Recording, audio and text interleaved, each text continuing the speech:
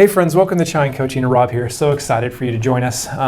In this video, we're going to talk about the really big, hard struggles that students face here in America, being international students. Going to give you some really big practical tips.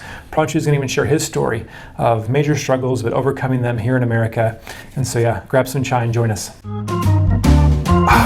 right, let's get this video started. Pranshu, go ahead and introduce yourself, buddy. Hi, my name is Pranshu, and I'm from northern part of India. I'm from Punjab. Here in JSOM, UT Dallas, I'm doing my graduate and master's in business analytics. And what did you study in India before? So in India, I have a totally different story. In India, my undergrad was in hotel management, and I did my hotel management from IHM Goa. So we're actually going to have a whole separate video talking about Pranshu going from hotel management to business analytics. That's right. So be sure to check that one out. We'll have a link for you guys. But today we're going to talk about struggles and overcoming struggles here in America. And Pranshu is going to tell his story as well. Unfortunately, this is really common.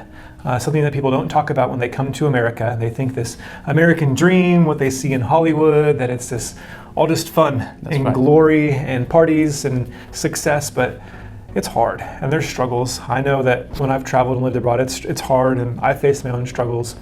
So let's jump in. Pranshu, what are some of the most common struggles that you and your friends have faced adjusting here in America this last semester? So I'll go back a little bit. So when I got my visa of America, I was really happy. I was enjoying. I went to meet all my relatives and they were really happy. So I thought my life is sorted and I have made it. But when I landed here in the USA, it was good initially, but slowly the struggles came. For example, in beginning, I had this issue of understanding American accent. Like for example, in India, we say shar, but here in America, they say shower.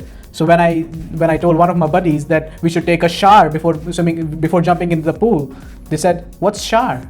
I said, "Shower." He said, "It's not shower, it's shower." Mm-hmm. So we really need to understand their accent and talk to them in their accent. Mm-hmm. So for that, in UT Dallas, especially in the Jindal School of Management, they have this business communication center where they teach you about the accent training. So when I attended their first workshop of accent training, they were discussing about the vocal cords and how we speak and how voices come out of our throat. It was a struggle in the beginning, but after practicing a bit, after talking to my American friends in their accent, they understood my accent and I was able to understand their language, their accent. Yeah, learning to speak English in a way that an American understands is so important for studies and getting a job here. That's right. And just because you know English doesn't mean you know how to speak it in a way that an American can understand. So be sure to practice and study that. What are some other common struggles? Common struggle which most of the people have in America is homesickness. Mm-hmm. People are homesick because they have lived their past 20 years in India with their parents and now they are in this country all by themselves. Mm-hmm. And here they don't know any people. So that's how they become homesickness. They miss their Indian food, mm-hmm. or their food from their own culture, and it's really tough initially. You don't know how to cook perfect. You don't know how to make a round roti. So yeah, it's tough. But slowly, when days will pass, slowly everything becomes normal. Mm-hmm. So yeah, it's okay. Plus, they have many religious groups, home groups over here, where you interact with American people here, and they talk about religion, they talk about their culture. So yeah, after some time, it really gets easy, and you become friendly with them. What about the curriculum? You talked about how the curriculum is different and how that can be a struggle. So back there in India, we had one exam per semester. So in 6 months, we used to have only one exam. So most of Indians like me, we studied in the last week of the exam and mm-hmm. we were able to score good GPA. But in America, the studies are not tough, but the thing is they need consistency. They need mm-hmm. consistency and persistence. Throughout the semester, you will have quiz, exams, assignments, case studies, everything will go on and you will have 3 exams in each semester. So imagine giving exams every month and with only 1 week of break in between. With the American system, plan to work harder, but you actually learn a lot more because you're consistently working, and when it's time to take those final exams, you know it all. That's right. You don't have to cram because you've been doing the work, you've been doing the studying. Mm-hmm. So it's kind of paced out, consistent work throughout the semester versus one big thing at the very end of the mm-hmm. semester. So it's a very different mentality here, and if you're not used to that, it takes some adjusting to get to that, daily, weekly work that you have to accomplish the assignments and projects and teamwork and stuff. That's right, that's right. Here in America, they focus more on practical studies, how you apply those things which you have learned. So that's why they have case studies, group projects, assignments. After every 1 or 2 chapters they complete in the curriculum, they have assignments and projects on that. So they want to be sure, they want to teach us and be sure that we have learned that skill or technique.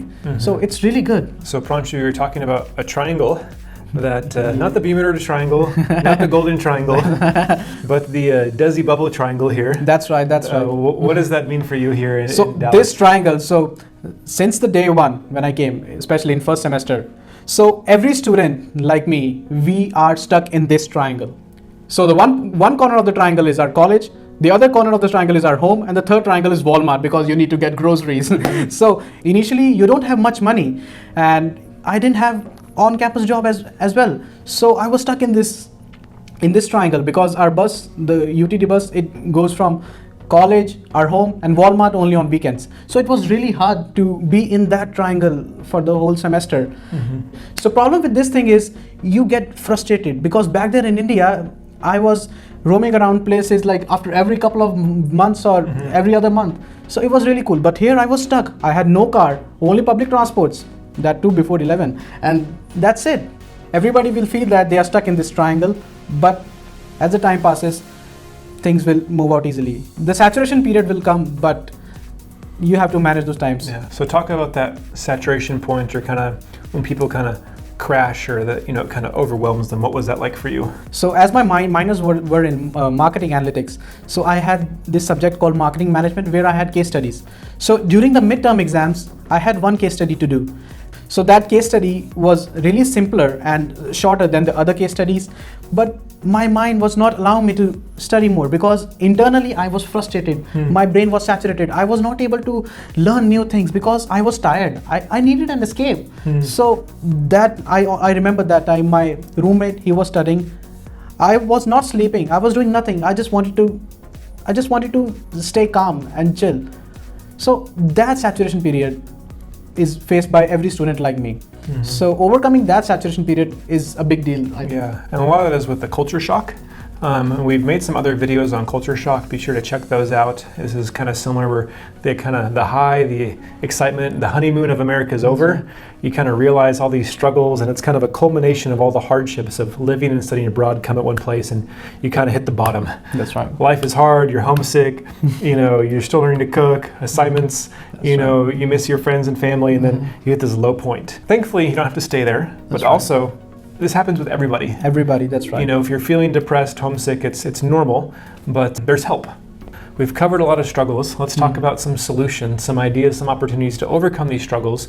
We want to see you guys succeed and thrive here. So Pranshu, let's talk about some of the things that helped you and have helped other students to overcome these struggles and, get back to a healthier, happier place here in America. So as Rob told us that there's a graph. So initially when to come to this country, you are at the peak. You see everything very good. You are happy. But as the semester passes, it goes down and you are at the saturation point. I faced that too. But that saturation point comes with everyone. But if you have good habits, you can really manage well. For example, I started working out at my university. So the university gym was free. My classes were mostly from 7 to 10. So I worked out from 7 to 10, and at 10 I went straight to the gym. I had no gym partner because I really wanted to finish my workout in less time because I had a bus to catch up at 11. So exercising is really good because exercise gives you an escape. And you work on yourself, your body becomes happy. So exercise is very important.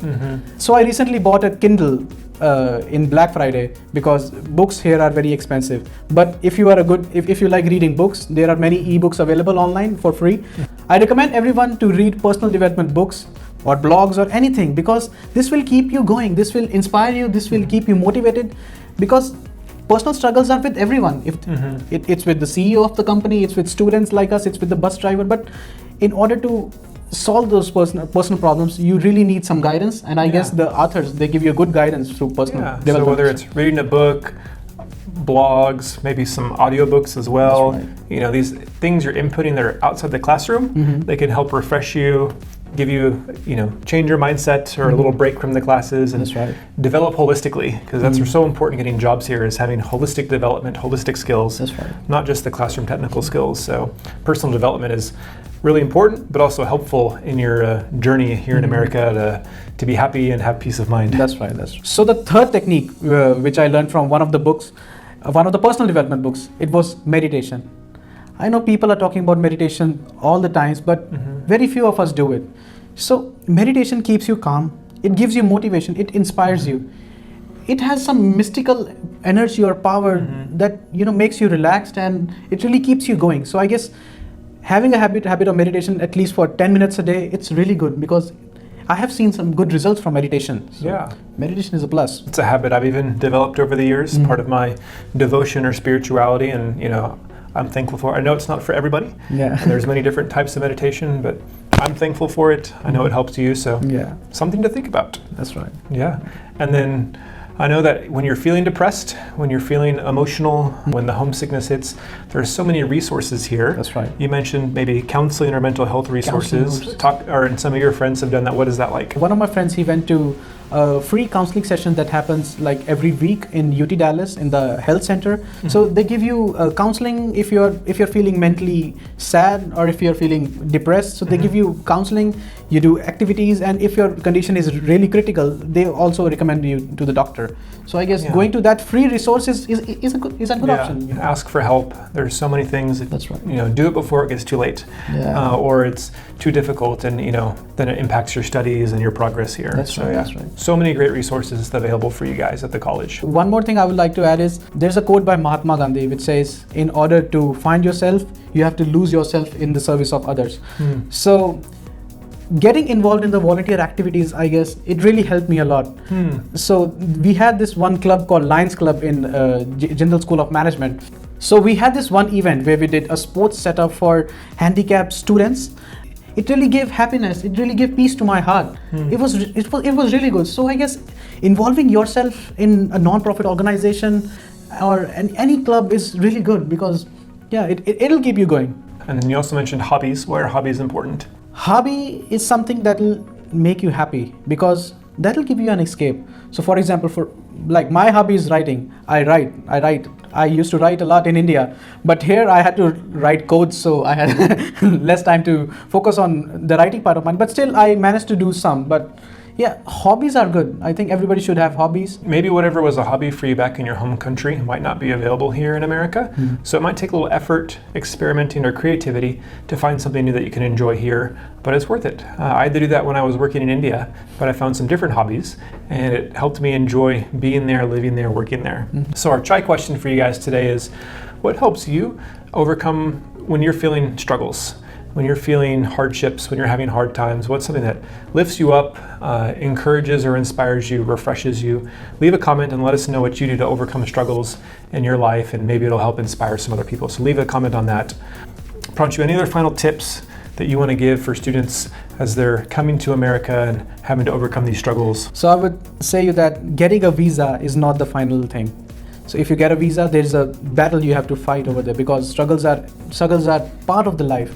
You have to struggle for everything. In order, how you manage your struggles, how you fight with your depression, how you fight with those struggles, how you manage them is, I think, the best thing. And having good habits, which makes your body happy, which makes your mind happy, I think they will keep you going, and they are the solution for everything. Here in America, everybody talks about depression and struggles openly. So if anytime, if you feel like you're isolated or something, go and talk to any of your friends, or meet the faculty advisors, or go to the health center. They'll understand you. Pranshu, thanks so much. You covered so much good stuff. Thanks for even sharing your story, Thanks. Your journey of your ups and downs here in America, because so many people can relate to that. If this was helpful, give a big like and thumbs up to this video for Pranshu to tell him thanks. And don't forget to subscribe to Chai Coaching, because we're just going to keep putting out helpful videos to help you succeed here in your journey in America. We definitely want to connect with you online on social media as well, where we can continue this conversation. And yeah, thanks for joining us, and we'll see you guys next time at Chai Coaching. Cheers.